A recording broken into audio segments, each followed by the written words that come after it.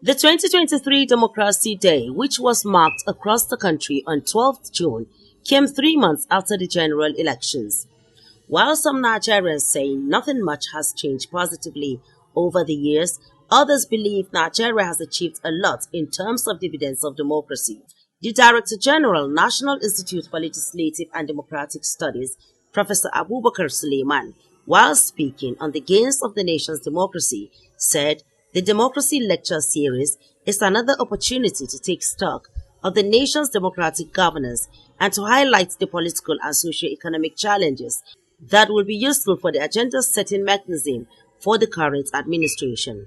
On economic governance, challenges of poor coordination between monetary and fiscal policies, the need for functional public spending that engender access to public service, the implications of the fuel subsidy removal, and the need for intervention that will cushion the effects are some of the issues that are begging for serious attention. The Deputy Speaker of the House of Representatives, Representative Benjamin Kalu, noted that there is need for continuous dialogue among Nigerians for the strengthening of the nation's democracy.